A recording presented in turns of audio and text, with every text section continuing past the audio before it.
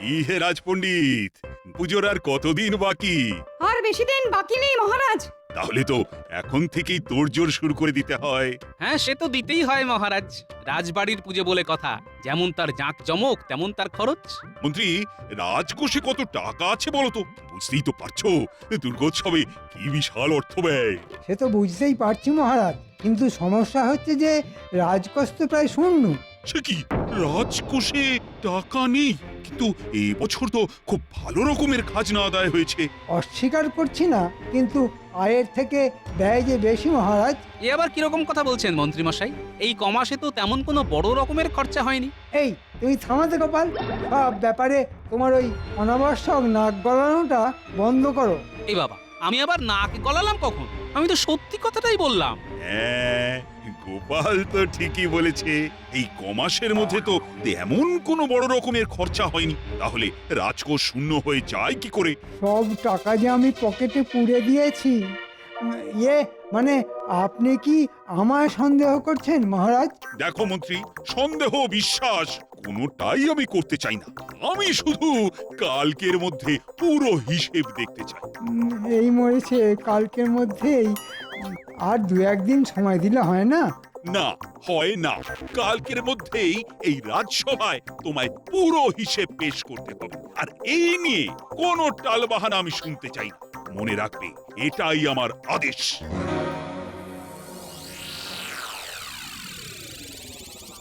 আসল হিসেবের খাতায় 1,29,000 টাকা উদ্বৃত্ত, কিন্তু সেই সমস্ত টাকা দিয়ে তো বউয়ের জন্য গা ভর্তি গয়না কিনে ফেলেছি। নকল এই হিসেবের খাতায় তাই এমনভাবে বাড়িয়ে বাড়িয়ে খরচ দেখাতে হবে যে হাতে থাকবে মাত্র 300 টাকা। যত রাতই হোক না কেন, আজ রাতের মধ্যেই নকল হিসেব শেষ করে ফেলতে হবে।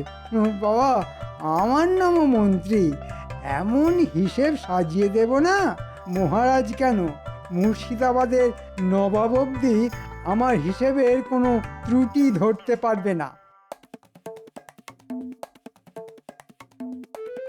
আমার মন বলছে রাজকোষের হিসেবে মন্ত্রী নিশ্চয়ই কোনো গন্ডগোল পাকিয়ে বসে আছে। তাই আজ রাতের মধ্যেই সব হিসেব ওলট পালট করে কাল নতুন খাতা লিখে এনে মহারাজের কাছে পেশ করবে।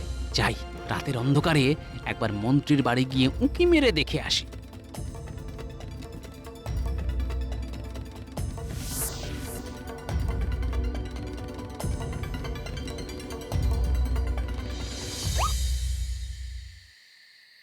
এই, তোমার কি হলো বলো তো? গোমরা মুখে রাজসভা থেকে ফিরে এসে গোছ হয়ে বসে রইলে। দুপুরবেলা ভালো করে ভাত অব্দি খেলে না, আর সন্ধে হতে না হতে সেই যে খাতা মুখে করে বসলে তো বসেই আছো। খাবে কখন? এই, আমি কিন্তু আজ কচি পাঁঠার ঝোল করেছি, সেই সঙ্গে গরম গরম লুচি ভেজে দেব। এসো। দেখো, কাজের সময় বেশি ভেজর ভেজর করো না তো। লিখছো তো খাতা, তা খাওয়ার পর লিখলে ক্ষতি কি? এসব তুমি বুঝবে না। যদি কালকের মধ্যে রাজকোষের হিসেব ঠিকঠাক মিলিয়ে দিতে না পারি, তাহলে মহারাজ না ওই কচি পাঁঠার মতো ড্যাং করে আমায় বলি দিয়ে দেবেন। বুঝতে পেরেছি, বুঝতে পেরেছি। হিসেবে নিশ্চয়ই কোনো গোলমাল পাকিয়েছো। সে তো তোমার জন্যই পাকিয়েছে। আমার জন্যে? তোমার গা ভর্তি নতুন নতুন গয়না, তারপর দুবেলা কোপ্তা কালিয়া পোলাও, এসব করতেই তো রাজকোষের সব টাকা জলের মতো বেরিয়ে গেছে। আমার জন্যে বেরিয়ে গেছে? ঠিক আছে, আমাকে নিয়ে তোমার এতই যখন সমস্যা, তখন থাকবো না এই বাড়িতে। গাড়ি ডেকে দাও, আজ রাতে আমি বাপের বাড়ি চলে যাব। কখনো ফিরে আসবো না এখানে। যাও। এই দেখো, এই দেখো, সামান্য কথায় কেমন খেপে গেল। গিন্নি, ও গিন্নি, শোনো। না না না, আমি কোনো কথা শুনতে চাই না। চলে আমি যাবই, যাবই। এই, এমন রাগ করে না, এমন রাগ করে না, করে না লক্ষ্মীটি। ও লক্ষ্মী বলো আর লক্ষ্মী ছাড়াই বলো, আমি চলে যাবই। এ, তুমি চলে গেলে আমায় রেঁধে বেড়ে খাওয়াবে কে? হ্যাঁ, কি খাতা কোথায় গেল? হ্যাঁ, আমার হিসেবের খাতা, আমার হিসেবের খাতা কে নিল? সে আমি কি করে বলবো? সব সব সব কিছু তোমার জন্যে। তোমার মনোরঞ্জন করতে গিয়েই আজ আমি ধনের প্রাণে মারা গেলাম। হায় হায় হায় হায়, কে নিল খাতা?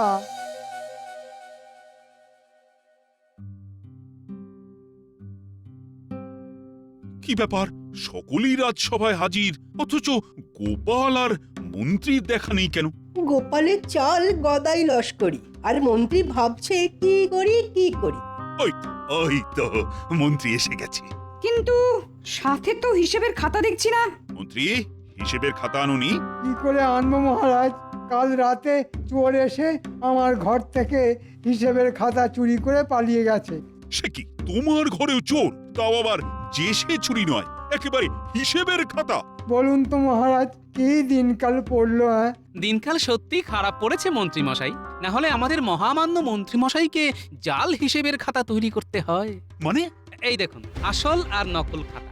আসল খাতায় উদ্বৃত্ত রয়েছে 1,29,000 টাকা, আর মন্ত্রী মশাইয়ের তৈরি নকল হিসেবের খাতায় কিন্তু 1 টাকাও উদ্বৃত্ত নেই, উল্টে 10 টাকা ঘাটতি দেখানো হয়েছে। এসব মিথ্যে কথা মহারাজ। গোপাল আমাকে ফাঁসাতে চাইছে। তাই নাকি? কিন্তু হাতের লেখা তো আর মিথ্যে কথা বলতে পারে না। ভালো করে খাতা দেখে বলুন তো মহারাজ, নকল খাতার হাতের লেখা মন্ত্রী মশাইয়ের না আমার? হ্যাঁ হ্যাঁ হ্যাঁ, দুটো খাতার হাতের লেখাই তো মন্ত্রীর। মন্ত্রী, তুমি তুমি এত বড় জোচ্চোর! এতগুলো টাকা তুমি পেটে পুড়ে দিয়েছো। ভুল হয়ে গেছে মহারাজ, কথা দিচ্ছি এমন কাজ জীবনে আর কখনো করব না। এবারের মতো ক্ষমা করে দিন, ক্ষমা করে দিন মহারাজ। ক্ষমা? ক্ষমা? তোমার মতো জোচ্চোরকে ক্ষমা? যাও যাও, 6 মাসের জন্য বরখাস্ত করলাম তোমাকে। হ্যাঁ, এই 6 মাস তুমি রাজসভায় ঢুকতেও পারবে না, আর কোন রকম বেতনও পাবে না। তাহলে যে আমি না খেতে পেয়ে মরে যাব মহারাজ, না খেতে পেয়ে মরে যাব। মরে যাবে? আর তোমার মরার তো এই শুরু। আজ বিকেলের মধ্যেই তোমায় গুনে গুনে 1,29,000 টাকা শোধ করে দিয়ে যেতে হবে, না হলে তোমার ভিটে মাটি সবকিছু কেড়ে নেব আমি। হ্যাঁ,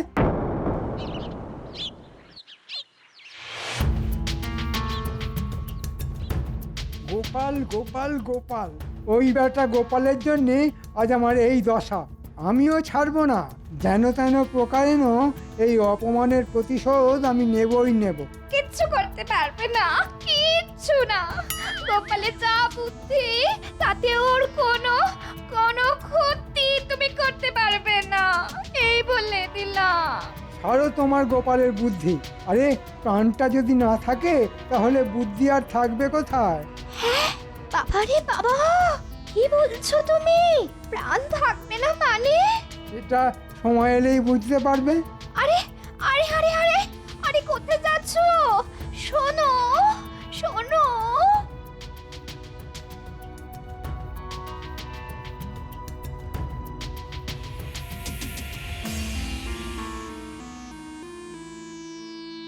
বলি, বাড়ির অবস্থাটা একবার দেখেছো?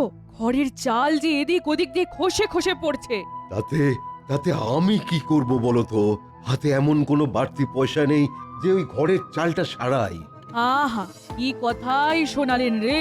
হাতে পয়সা নেই, তা হাতে যদি পয়সার এতই টানাটানি, তাহলে আর মহারাজের চাকরি নিয়ে পড়ে আছো কেন? মহারাজের চাকরি ছেড়ে তো নিজেই স্বাধীনভাবে চিকিৎসা শুরু করতে পারো। হ্যাঁ হ্যাঁ, তা করতে পারি, কিন্তু তাতে ওই পয়সা এলেও কোনো ইজ্জত নেই, বুঝেছো? সে আর বুঝিনি। 5 জনে তোমার রাস্তাঘাটে রাজবৈদ্য বলে সম্মান করে, আর সেই আনন্দেই তুমি দুহাত তুলে নৃত্য করো। মনে হচ্ছে ঠিক সময়েই এসে পড়েছি। বেশ করব, দেব, 100 বার দেব। আর কান খুলে শুনে নাও, বর্ষার আগে যদি আমাকে পাকা বাড়ি না বানিয়ে দাও, তাহলে আমি জন্মের মতো তোমার এই সংসার ছেড়ে বাপের বাড়ি চলে যাব, এই বলে দিলাম। হ্যাঁ, হায় ভগবান, এই অবুঝ মহিলাকে আমি যে কি করি।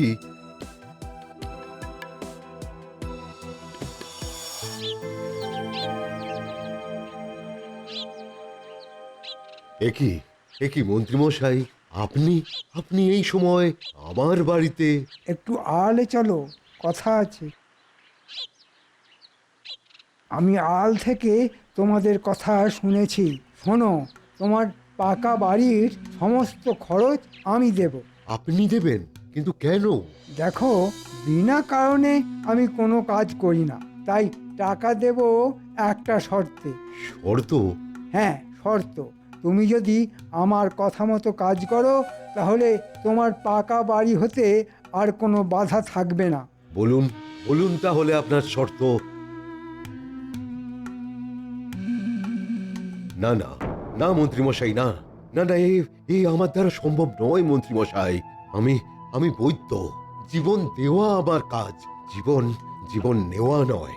ঠিক আছে, তাহলে এমন এক কাজ করো যাতে হতচ্ছাড়া বেঁচে থেকেও আদমরা হয়ে থাকবে। ব্যাটার না চলবে হাত পা, না কাজ করবে মাথা, আর এইটুকু করে দিতে পারলেই আমি নিজে খুশি হয়ে তোমাকেও খুশি করে দেব। কি, রাজি তো? এটা ঠিক ঠিক ঠিক আছে, ঠিক আছে, আমি রাজি। হ্যাঁ, আমি রাজি।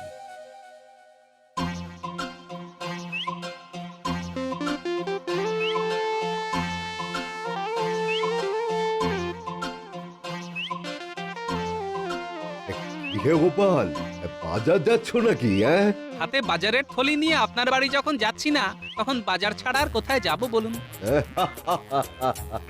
দারুণ বলেছো কিন্তু। হ্যাঁ, তবে গোপাল, আজ দুপুরে যে তোমায় কষ্ট করে একবার ওই আমার বাড়িতে যেতে হবে। কেন? আসলে আমার গিন্নির বড় ইচ্ছে যে পঞ্চব্যঞ্জন রেঁধে তোমাকে খাওয়ায়। তাই নাকি? বাবা বাবা, খুব ভালো খবর তো। খেতে যে আমি খুব ভালোবাসি। ঠিক আছে, বৌঠানকে বলে দেবেন তার নিমন্ত্রণ রক্ষা করতে আমি অবশ্যই আসবো। এখন আসি তাহলে। হ্যাঁ হ্যাঁ, এসো এসো এসো। জানি না মন্ত্রীর কথায় নেচে কাজটা কতটা ঠিক করছি না ভুল করছি। গিন্নি, এই নাও বাজার। কি আনলে আজ বাজার থেকে? হ্যাঁ, ওই তো উচ্ছে, ঝিঙে, আলু, পটল, মূলো আর পাকা পোনা। ও মা গো, সূর্য আজ কোন দিকে উঠেছে গো? চুনো মাছের বদলে কিপটে বুড়ো আজ পাকা পোনা এনেছে। এনেছি কি আর এমনি এমনি? আজ দুপুরে রাজবৈদ্যর বাড়ি আমার নিমন্ত্রণ, তা সেখানে আমি কত ভালো ভালো খাবার খাবো।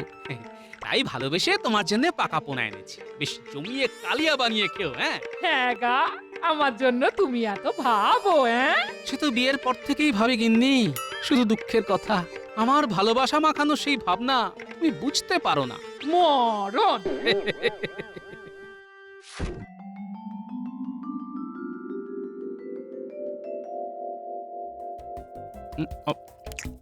আহ, মাছের কালিয়াটা যা হয়েছে না। তাহলে আর এক টুকরো মাছ দি? না না বৌঠান, আর না আর না, অনেক খাওয়া হয়ে গেছে, আর পারবো না। পারবো না বললে হবে গোপাল? হ্যাঁ, এখনো তো পায়েস বাকি আছে। এরপরেও পায়েস? হ্যাঁ হ্যাঁ, পায়েস। তুমি তো পায়েস খেতে খুব ভালোবাসো। তা বাসি, কিন্তু এত খাওয়ার পর। না না না না না না, কোনো অজুহাত আমি শুনবো না। আরে আরে, যাও যাও যাও যাও, ওই গোপালের জন্যে ওই পায়েস নিয়ে এসো। যাও যাও। এ কি, শুধু আমার জন্য কেন? রাজবৈদ্য, আপনি পায়েস খাবেন না? আপনিও তো পায়েস খেতে খুব ভালোবাসেন। না গোপাল, না, মনে হচ্ছে আমার রক্তে ওই শর্করাটা একটু বেড়েছে, তাই ওই মিষ্টি খাওয়া একেবারে বন্ধ। নাও নাও নাও নাও, আমার কথা না ভেবে তুমি ওই তাড়াতাড়ি পায়েসটুকু খেয়ে নাও তো। গিন্নি, ও গিন্নি। ও, এসে গেছো? তা কিরকম খেলে গো? হ্যাঁ, প্রচুর খাইয়েছে বুঝলে, মাছ, মাংস, পায়েস। ওহ, শরীরটা একেবারে আইঢাই করছে। এ কি হলো? ধপ করে অমন দাওয়ায় বসে পড়লে কেন? হঠাৎ করে শরীরটা কেমন আনচান করতে শুরু করে দিল। আরে বাবা, বড্ড কষ্ট হচ্ছে যে। মা, এ কি হলো? সুস্থ সবল মানুষটা এমন করে শুয়ে পড়লো কেন? এই এ কি হলো গো? হ্যাঁ গা, শুনছো? এ কি এর তো কোনো সারা শব্দ দিচ্ছে না। এখন আমি কি করি? কি করি? কাকে ডাকি? কাকে ডাকি? ওই তো বিজ্ঞানী যাচ্ছে। ও কি একবার ডাকি? এই যে শুনছেন? আপনাকে বলছে, শুনুন। আমায় কিছু বলছেন? একবার একবার আমাদের বাড়িতে আসুন না, ওনার শরীরটা খুব খারাপ হয়েছে, খুব, একবার আসুন। সে কি গোপালের শরীর খারাপ? চলুন তো দেখি।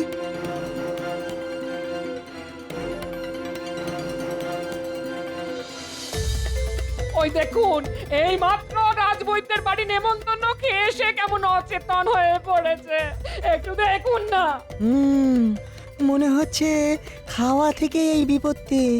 বৌঠান, আপনি তাড়াতাড়ি এক গ্লাস তেঁতুল জল করে আনুন দেখি। হ্যাঁ, খুব তাড়াতাড়ি ওকে বমি করাতে হবে। হ্যাঁ।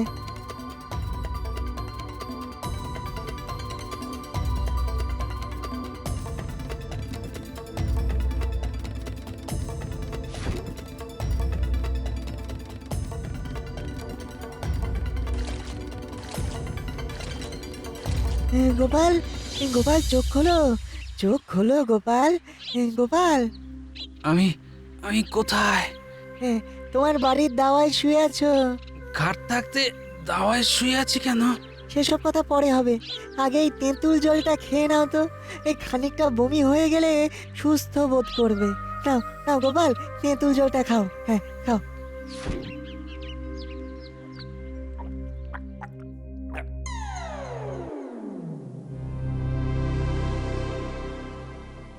এতক্ষণে মনে হয় রাজবৈদ্যর ওষুধের কাজ শুরু হয়ে গেছে।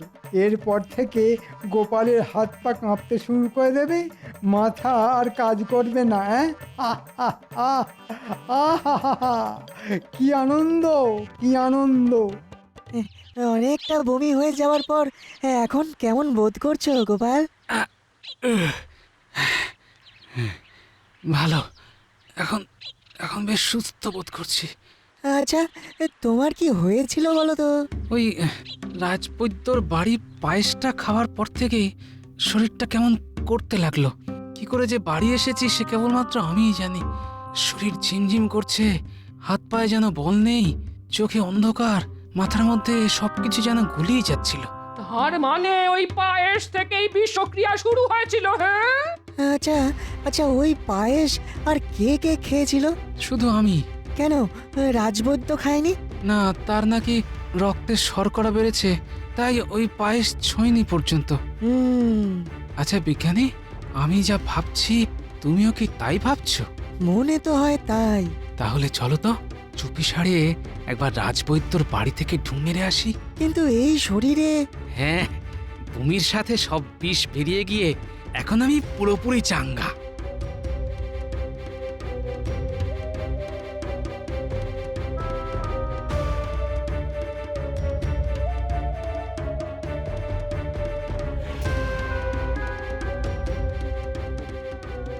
কি গো, কাজ তো করে দিয়েছো, এবার মন্ত্রী মশাই আমাদের পাকা বাড়ি বানাবার টাকা দেবেন তো?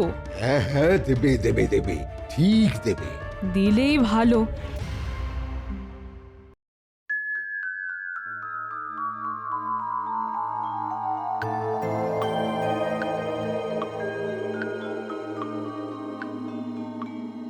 কি ব্যাপার, গোপাল আর বিজ্ঞানী এখনো রাজসভায় গরহাজির কেন? আগে গোপাল কাল হঠাৎ করেই খুব অসুস্থ হয়ে পড়েছিল। সে কি, কি হয়েছিল? হঠাৎ করেই হাত পা কাঁপতে শুরু করে দিয়েছিল, তার উপরে চোখে অন্ধকার, মাথা ভুঙো। তাহলে তো আমার ওষুধ কাজ করতে শুরু করে দিয়েছে। না না না, এ তো ভালো কথা নয়। আমি এক্ষুনি একবার গোপালকে দেখতে যাব। রাজবৈদ্য, তুমিও চলো আমার সঙ্গে, গোপালের চিকিৎসার প্রয়োজন। আমিও যাব গোপালকে দেখতে। আমরা সকলেই যাব।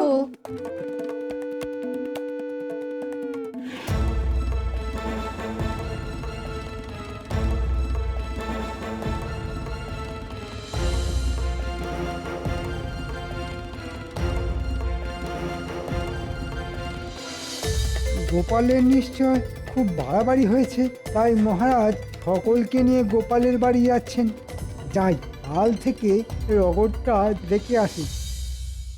এই যে, কেমন আছো গোপাল?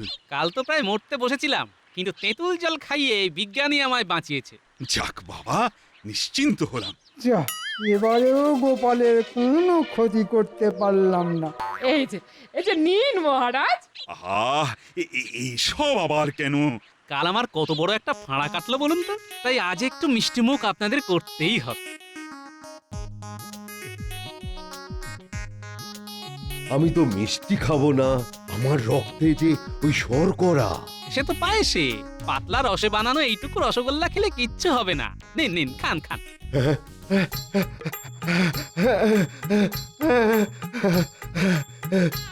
কি হলো রাজবৈদ্য, রসগোল্লা মুখে দিয়ে তুমি কাঁদতে শুরু করে দিলে কেন? আমি আমি আমি বড় পাপী, আমি বড় পাপী। বাড়িতে নেমন্তন্ন করে গোপালের পায়েসে আমি এমন এক বিষাক্ত ওষুধ মিশিয়ে দিয়েছিলাম, যা খেলে ওই মানুষের স্নায়ুতন্ত্র অবশ হয়ে যায়, চিন্তা শক্তি আর কাজ করে না। সে কি সব কি সত্যি? এই সব সত্যি মহারাজ, এই সব সত্যি। আমায় শুনে দিন মহারাজ, আমায় শুনে দিন। কিন্তু এসব কথা এখন বলছো কেন? আসলে ওনার রসগোল্লায় আমি এমন এক আড়ক মিশিয়ে দিয়েছি যে যেটা খেলে মানুষ তার পাপের কথা হড়হড় গড়গড় করে বলে ফেলে। আর গোপালের কথা মতো ওই আরক আমি এনে দিয়েছিলাম। কিন্তু রাজবৈদ্য কেন করেছিলে এই কাজ? ওই মন্ত্রী মশাই আমাকে এই কাজ করতে বলেছিল মহারাজ। পরিবর্তে আমার ওই পাকা বাড়ি করে দেবে বলেছিল। এখানেও মন্ত্রীর শয়তানি! সেনাপতি এক্ষুনি গিয়ে মন্ত্রীকে ধরে নিয়ে এসো। সর্বনাশ করেছে এই রে, আমায় এখন পালাতে হবে। ওরে বাবা রে! মহারাজ, মন্ত্রীমশাই পালাচ্ছেন। দাঁড়াও বলছি, ওরে বাবা রে! মন্ত্রী দাঁড়াও বলছি।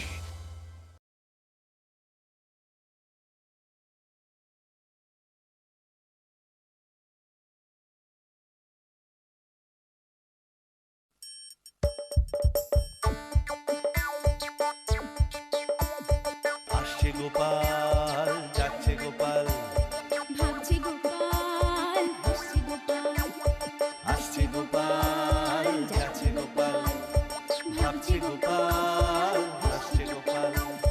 যুগের পরে যুগ কেটে যায়, মানুষ তাকে ভোলে না। যুগের পরে যুগ কেটে যায়, মানুষ তাকে ভোলে না। চলে না রে, চলে না রে, চলে না রে, চলে না, চলে না রে, চলে না রে, কাকে ছাড়া চলে না। কে সে? পরিচয় কি তার? হাসির রাজা, জ্ঞানের রাজা, রসিক রাজা গোপাল ভাঁড়। হাসির রাজা, জ্ঞানের রাজা, রসিক রাজা গোপাল ভাঁড়। হাসির রাজা, জ্ঞানের রাজা। মহারাজ, রাজসভার কাজ অনেকক্ষণ শুরু হয়ে গেছে, কিন্তু গোপালের কোনো সংবাদ নেই। আমার মনে হয় গোপাল আজকাল বেশি ঘুমোচ্ছে। ভালো বলেছো। আসলে গোপালের মাথায় এত বেশি চিন্তা যে গোপালকে একটু বেশি ঘুমোতে হয়।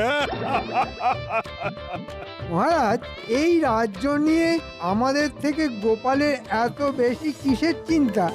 ও তো একটা ভাঁড় ছাড়া আর কিছু নয়। মন্ত্রী, বলাই বাহুল্য যে তুমি গোপালকে পছন্দ করো না, আর এটা আমি খুব ভালো করেই জানি। তবে তোমাকে আরো একবার স্মরণ করিয়ে দিতে চাই যে গোপাল শুধু ভাঁড় নয়, গোপাল আমার সুপরামর্শদাতাও বটে। প্রণাম মহারাজ, কলকাতা থেকে একজন পত্রবাহক এসেছেন। পত্রবাহক? ঠিক আছে, তাকে ভেতরে আসতে বলো। কিসের আবার পত্র, তাও আবার সেই সুদূর কলকাতা থেকে? প্রণাম মহারাজ, কলকাতা থেকে ইংরেজ বাহাদুর আপনাকে একটি পত্র প্রেরণ করেছেন। বেশ বেশ, দেখি পত্রখানি।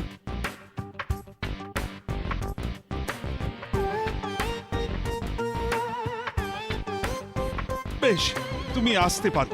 গিয়ে ইংরেজ বাহাদুরকে বলো যে মহারাজ যথেষ্ট আনন্দিত হয়েছেন। প্রণাম মহারাজ। কিসের বার্তা মহারাজ? আরে এসো এসো গোপাল, তোমার কথাই তো হচ্ছিল। ভালো কথা কি হচ্ছিল মহারাজ? না, খুব ভালো কথা হচ্ছিল না। আসলে তোমার দেরি দেখে আমাদের মন্ত্রী খুব চিন্তা করছিল। হ্যাঁ, আমার দেরি দেখলে মন্ত্রী মশাই একটু বেশি চিন্তা করে বই কি। চিন্তা তো করতেই হবে। তুমি রোজ দেরি করো, তা আজকে কি কারণে দেরি হলো শুনি? আসলে রাজসভায় আসার পথে এক ময়রার দোকানের সামনে দাঁড়িয়ে পড়লাম। আমাদের বিখ্যাত সরভাজা সেখানে তৈরি হচ্ছে, জিভে জল চলে এলো, তাই একটু দেরি হলো। বাহ, চমৎকার! এদিকে রাজসভা শুরু হয়েছে আর গোপাল ওদিকে সর ভাজা খাচ্ছে। যাই হোক, এখন সভার সকলকে আমার জানানো প্রয়োজন যে একটি পত্রে আমাকে জানানো হয়েছে যে বিলেত থেকে একজন ইংরেজ প্রধান এবং তার দুই সঙ্গী পরশুদিন কৃষ্ণনগরে আসছেন। সে কি মহারাজ, ইংরেজরা সব ছেড়ে এখন কৃষ্ণনগরে আসছেন? এতে কিন্তু আমাদের সম্মানিত বোধ করাই উচিত বলে মনে হচ্ছে। মহারাজ, উদ্দেশ্য কিছু জানানো হয়েছে কি? উদ্দেশ্য বাণিজ্য, তবে আমার মনে হচ্ছে যদি আমাদের সাথে তাদের বাণিজ্য চুক্তি হয় তাহলে সেটা কৃষ্ণনগরেরই লাভ। অবশ্যই কোনো বশ্যতা স্বীকার না করে। সে তো নিশ্চয়ই। যদি ওরা বাণিজ্য করে তাহলে একটা গোপন চুক্তি করে কিছু কামিয়ে নেওয়া যাবে বলে মনে হচ্ছে। তবে ওরা এখন আমাদের অতিথি হবে, তাই ওদের সম্মানের সাথে আমাদের বরণ করেও নিতে হবে। ঠিক বলেছেন মহারাজ, আমরা ওদের বরণ করব। তুমি কিছু বলতে পারবে গোপাল? মানে কি দিয়ে ওদের বরণ করা উচিত? মহারাজ, আমার মনে হয় কৃষ্ণনগরে যা কিছু বিখ্যাত তাই দিয়েই ওদের বরণ করা উচিত। যেমন ধরুন কাঠের পুতুল আর আমাদের ওই সরভাজা। ভালোই বলেছো তো গোপাল। ক্ষমা করবেন মহারাজ, কিন্তু গোপাল যা বলল তা একেবারেই ছোট ছেলের মন ভোলানোর কথা। কিরকম? মহারাজ, ওরা তো কেউ শিশু নয়। কাঠের পুতুল নিয়ে ওরা কি করবে? আর গোপাল এখন সর ভাজা খেয়ে এসেছে, তাই সবার আগে ওর সর ভাজার কথাই মনে হচ্ছে। সে কি মন্ত্রীমশাইয়ের বুঝি এইরকম মনে হচ্ছে? কাঠের পুতুল কিন্তু ওরা বাড়িতেও সাজিয়ে রাখতে পারে। আর সরভাজা এখানের সত্যি বিখ্যাত, স্বয়ং নবাব প্রশংসা করেছেন। কিন্তু এটা কোনোভাবেই সম্ভব নয়। আমার কাছে এটা একদম শিশু সুলভ। তাহলে কি করতে বলো? মহারাজ, আমাদের এখানে তো রেশম যথেষ্ট উৎপন্ন হয় আর আমাদের শিল্পীরাও যথেষ্ট ভালো কাজ করছে। আমরা তো ওদের তিনজনকে উত্তরীয় পরিয়ে বরণ করতে পারি। এত খরচা করবার কি মানে আমি তো বুঝতে পারছি না মহারাজ। রেশম তো যথেষ্ট দামি জিনিস। কিন্তু রেশম যথেষ্ট উৎপন্ন হয় মহারাজ। পণ্ডিত একদম ঠিক কথা বলেছে। আমরা উত্তরীয় দিয়েই ওদের বরণ করব। আর মহারাজ, আমার বিনীত অনুরোধ, আপনার কাছে যে রাজ্যের মন্ত্রী হয়ে আমি ওদের উত্তরীয় পরিয়ে বরণ করব। বেশ, তবে তো আর মাত্র দুদিনের অপেক্ষা। আমাদের শিল্পীদের বলা হোক ভালো করে তিনখানি উত্তরীয় বানাতে। রাজ্যের মন্ত্রী ইংরেজদের সেগুলো পরিয়ে বরণ করবে। মন্ত্রীর লক্ষণ তো ভালো ঠেকছে না।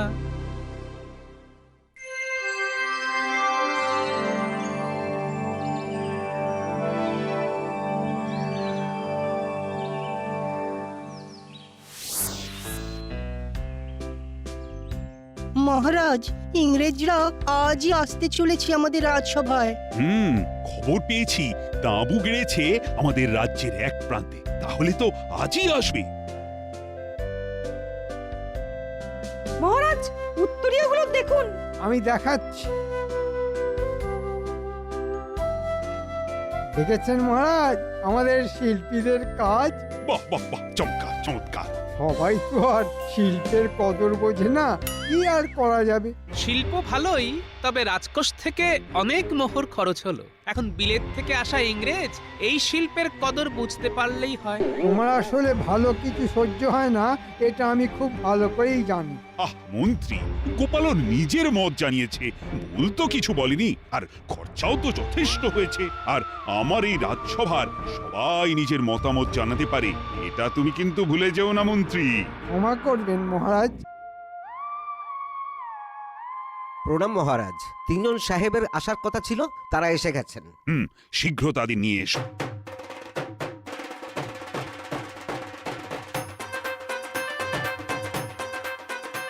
নমস্কার মহারাজ, আমরা অনেক দূর থেকে আসিয়াছি। আমি জানি মন্ত্রী। আগে হ্যাঁ মহারাজ।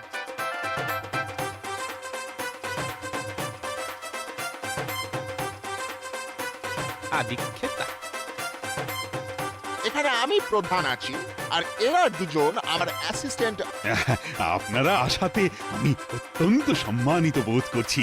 আপনারা আমাদের অতিথিশালায় থাকুন কিছুদিন, আপনাদের যত্নের কোনো ত্রুটি হবে না। ও নো নো, ভেরি সরি। আমরা তাবু মানে টেন্টে আছি। আমরা এই জায়গা ঘুরিয়ে দেখিতে চাই। ও, তাহলে আপনারা ঘুরতে এসেছেন? নো, আমরা ঘুরিব, দেখিব। যদি বাণিজ্য করিবার হয় তাহা হইলে বাণিজ্য করিব। এটি আপনাদের উপকার হইবে। ইয়েস, কিছু করিবার না থাকিলে চলিয়া যাইতে হইবে। না না না না, এখানে বাণিজ্য করলে বা কিছু উৎপাদন করলে আমার প্রজারা যদি লাভবান হয় তবে তো ভালোই হয়। ভালো বলে ভালো, এদের সাথেই আমার নাড়া বাঁধতে হবে। এদের তো দেখছি বন্দুকও আছে, এরা অনেক শক্তিশালী। আমাদের রাজা তো তলোয়ার চালাতেও জানে না, যেটুকু জানে তা হলো সেনাপতি, সেও এমন কিছু নয়। সাহেবদের উদ্দেশ্যে আমি একটি কবিতা লিখেছি মহারাজ। বলো বলো সভাকবি। বাণিজ্য বসতি লক্ষ্মী, বিলেত থেকে এলো পরিযায়ী পক্ষী, বরিনু তাকে দিয়ে উত্তরীয়, সাহেব তোমরা আমাদের সম্মানীয়। Good, very good, very good. সম্মানীয়, সম্মানীয়। Very good, very good. Okay okay, আমাদের এখন চলিয়া যাইতে হবে তাঁবুতে। তারপর আমরা ঘুরিয়া দেখিব। এদের ওই বন্দুকের সাহায্যেই রাজাকে সিংহাসন থেকে উৎখাত করব। এদের সাথে আরো বন্ধুত্ব গাঢ় করতে হবে। চলুন সাহেব, আপনাদের ছেড়ে দিয়ে আসছি। মহারাজ, অনুমতি দিন। নিশ্চয়ই অনুমতি আছে মন্ত্রী। মন্ত্রীর ভাবগতিক তো একেবারেই ভালো ঠেকছে না। ইংরেজদের সাথে একটু বেশি ভাব দেখাচ্ছে, যা আমাকে ভাবাচ্ছে। মন্ত্রী, মন্ত্রী তোমরা আমাদের খুব সম্মান জানাইয়াছ। আমরা খুব খুশি হইয়াছি। Yes, we are pleased. সমাজের এই উত্তরীয় খুব সুন্দর। ও বিউটিফুল, ওয়ান্ডারফুল। আমরা এতো সুন্দর রেশমের কাজ করিতে পারি না। ওয়ান্ডারফুল। আমরা তো নীল চাষ করি আমাদের অন্য জায়গার চাষিদের দিয়ে। সাহেব বাহাদুর, সে তো আমি জানি। কিন্তু আমরা রেশম চাষ করাইনি কোনোদিন। তা এবারে করাবেন? আমরা এখানে বাণিজ্য করিতে আসিয়াছি। এখান থেকে এরকম রেশম চাষ করে বিলেতে পাঠালে অনেক বেশি দামে বিক্রি করিতে পারিব। তাতে আমাদের অনেক লাভ হইবে। নিশ্চয়, আমি মন্ত্রী, সেটাই চাই। কিন্তু মহারাজ মনে হয় রাজি হবে না। কেন? ওয়াই, সে রাজি হইবে না কেন? ও তো কথার কথা। কথার কথা হোয়াট?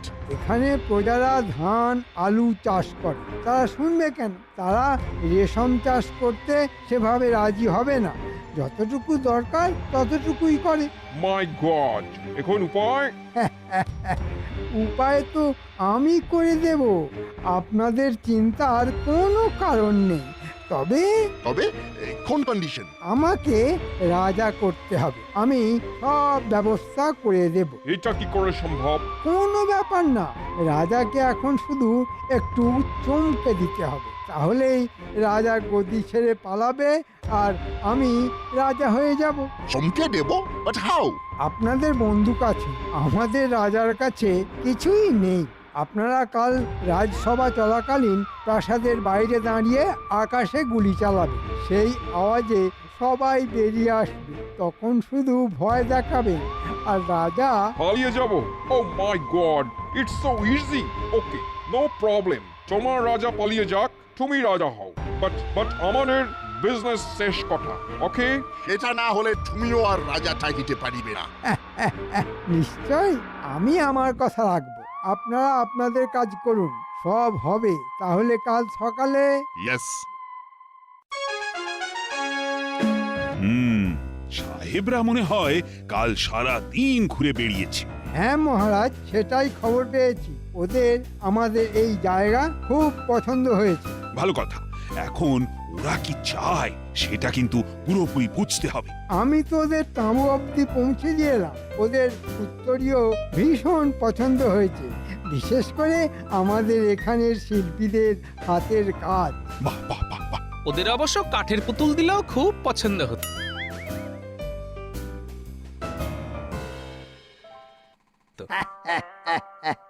আর কিছু গোপালের না বলাই ভালো, আমাদের সংস্কৃতি যেখানে আমরা সারা বিশ্বে তুলে ধরতে চাই সেখানে গোপাল রেশমের সংস্কৃতি ওদের কাছে না যাওয়াই ভালো মহারাজ। বেশি ভালো লাগলে আবার আমাদের চাষিদের দিয়ে শুধু রেশমই না চাষ করাতে চায়। সে কি, এটা তোমার কেন মনে হলো গোপাল? কি হলো মহারাজ? এই শিগগির সবাই বাইরে যাও। কিসের আওয়াজ? আমাকে তো ব্যাপারটা দেখতেই হচ্ছে।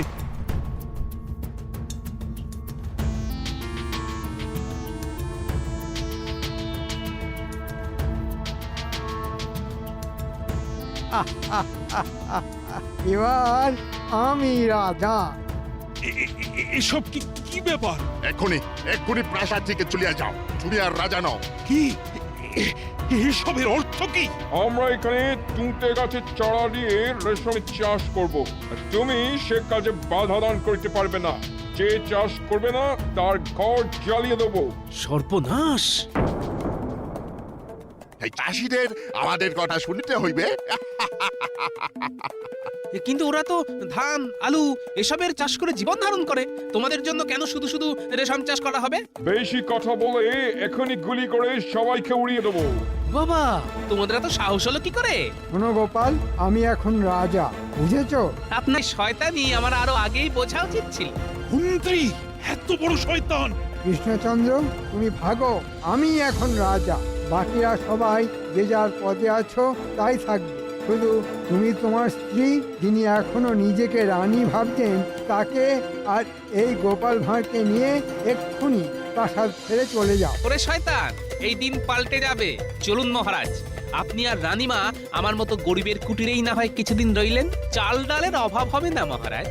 আমার দয়ার শরীর, তাই তোমাদের প্রাণে মারলাম না। আমাদের হাতে বেশি সময় নেই। চলো নতুন রাজা, এখনই সব চাষিদের বলিতে হইবে যে ধান গাছ, আলু গাছ আর যা যা সব আছে সব কাঁচা ফেলিতে হইবে। ওইখানে টুটের চারা বসাইতে হইবে। ইয়েস, টুটে, নাহলে তোমার টুটির জিবিয়া মারিয়া ফেলিব। নিশ্চয় নিশ্চয়।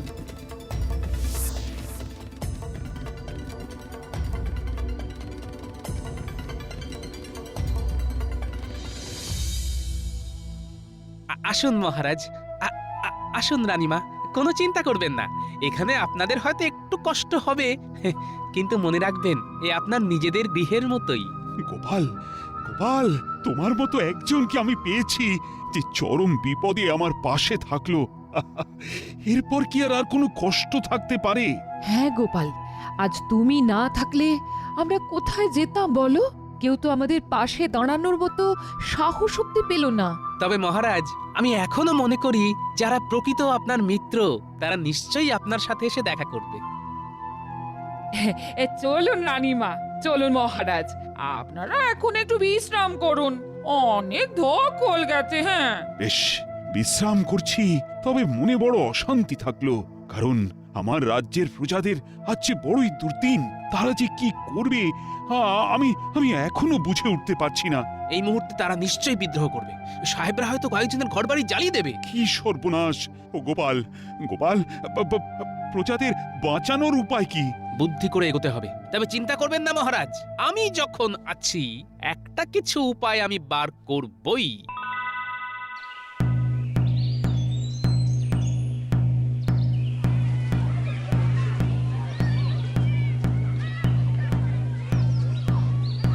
সবাই শোনো, আজ থেকে তোমাদের চেনা মন্ত্রী মশাই আর মন্ত্রী নন, উনি এখন এই কৃষ্ণনগরের রাজা। আজ থেকে তোমাদের আর ধান, আলু, সবজি চাষ করতে হবে না। তোমাদের তুঁতে গাছের চারা দেওয়া হবে। তোমরা শুধু তুঁতে চাষ করবে। প্রত্যেককে রাজার নির্দেশ মানতে হবে। অমান্য করলে ঘোরতর শাস্তি জুটবে কপালে। শোনো। তোমাদের চিন্তা নাই, আমরা তোমাদের থেকে রেশম নিয়ে নিব, তার বদলে তোমাদেরকে খেতে দেওয়া হইবে। ইয়েস, আমরা এইসব মানবো না। একে রাজা বলে আমরা মানি না। আমাদের রাজা কোথায়? হ্যাঁ, আমরাও মানবো না। আমাদের ফসল আমরা ফলাবো, চোর করতে পারবে না। যে বিদ্রোহ করবে তাদের বন্দী করা হবে। ওই দুজনকে বন্দী করো।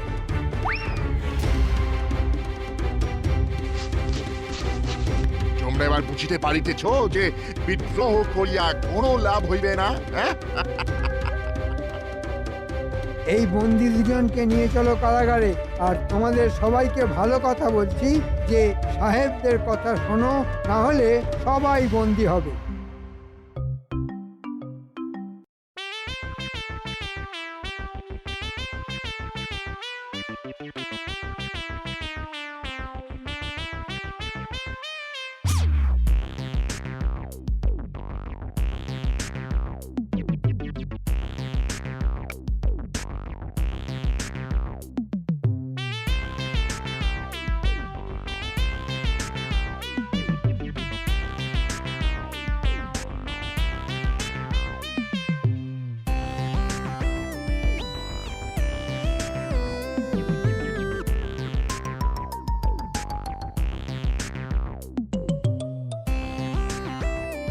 ভালো হয়েছে তোরা সব একসাথে আছিস। তোদের সাথেও আমার গোপন কথা আছে। গোপন কথা? কি গোপন কথা দাদু, বলো না। আহা, গোপন কথা কি সবার সামনে বলতে আছে নাকি?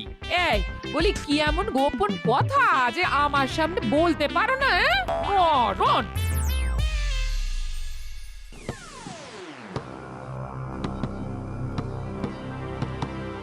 তাহলে তোমরা কি ঠিক করিলে? টুটে চাষ করিবে নাকি নাকি মরিবে? করব। Very good, very good. তোমরা আজ থেকেই কাজ শুরু করিয়া দাও।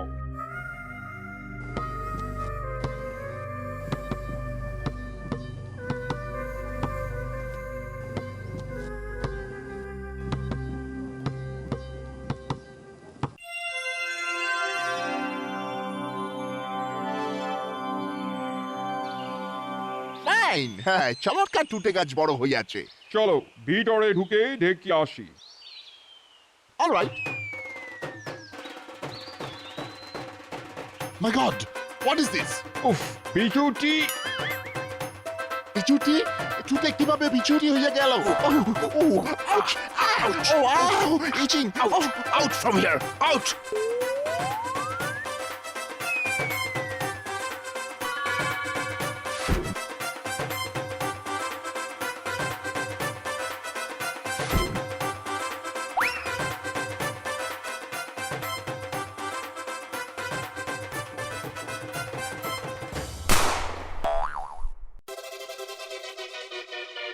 এ কি গোপাল, হাতে বন্দুক? মন্ত্রী মশাই, আর যে কিছু করার নেই। সব সাহেবরা বন্দী হয়েছে, তাদের দড়ি দিয়ে বাঁধা হয়েছে। আপনি খোনার রাজা মন্ত্রী কিছুই নও। আমাদের মহারাজ রাজা কৃষ্ণচন্দ্র। সর্বনাশ! ওরে বাবা! ড্যাফলা, উল্টে এক্ষুনি এসে এটার হাত বেঁধে ফেল।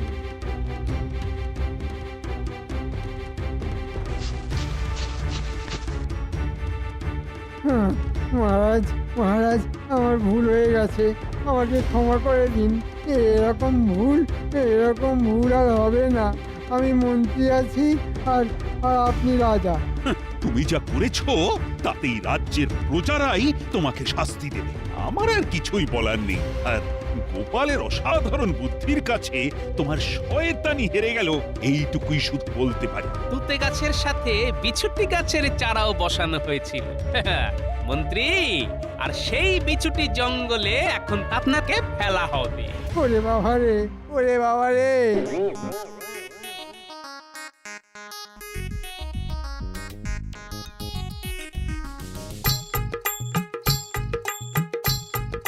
আমাদের বন্দি করার ফল এবার বোঝো মন্ত্রী। আমাকে ছেড়ে দাও, আমাকে ছেড়ে দাও। ওরে বাবা রে, চলে গেলাম। কি চুল কাটছে রে বাবা! আরে বাঁচাও, কি আছো, বাঁচাও, বাঁচাও! মন্ত্রীকে একদম দূর সমুদ্রের কাছে মোহনায় ছেড়ে দিয়ে এসো, যাতে এরা আর কোনোদিন কৃষ্ণনগরে আসতে না পারে। হ্যাঁ বাবু, এক্ষুনি নিয়ে ছেড়ে দিয়ে আসছি।